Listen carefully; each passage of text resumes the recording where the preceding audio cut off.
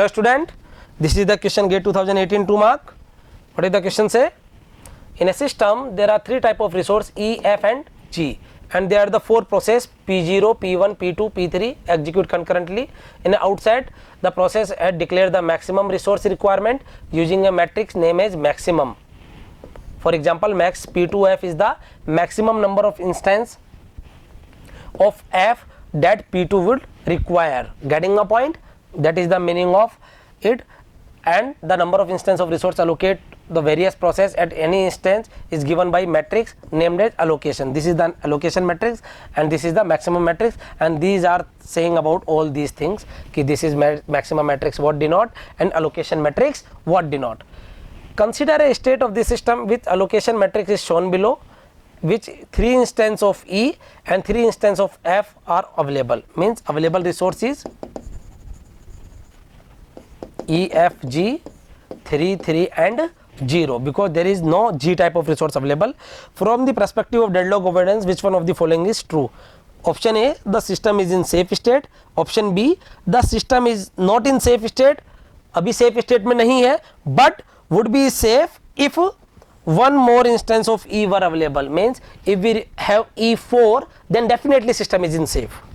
C, the system is not in safe state but would be safe if one more instance of F were available. Means 3, 4, 0. If it is available, then system is in safe state. Next, the system is not in safe state would be safe if one more instance of G were available. Means if G have 1, then system is in safe state. So we'll solve this question.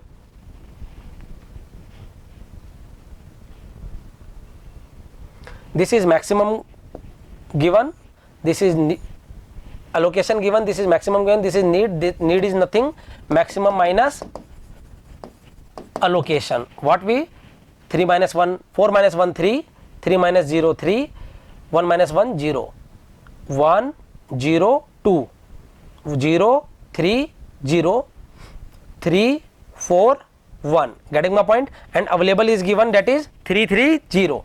Available is given 3 3 0. So from the available resource you can satisfy which one of the process? This one not, this one yes, and this one is also. So first P0 run, we execute P0. Then after finish the P0 release all the resource 3 3 0, 1 0 1, 1 3 4. Then 4 3 1 is available, so we can execute P1. No, because P1 required 2 unit of G, but we have 1 unit of G. Getting my point? Now you can execute P2 because 0 we require have 4 3 yes, then we execute P2.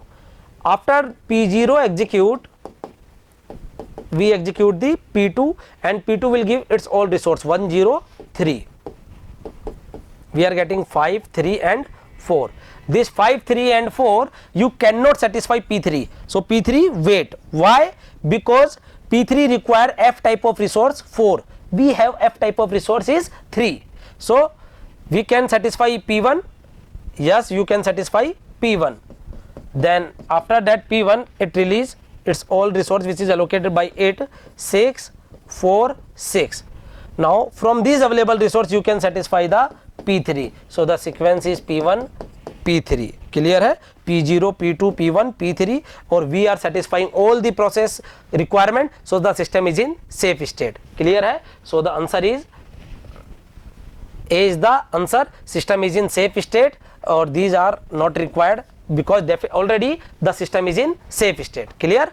Thank you.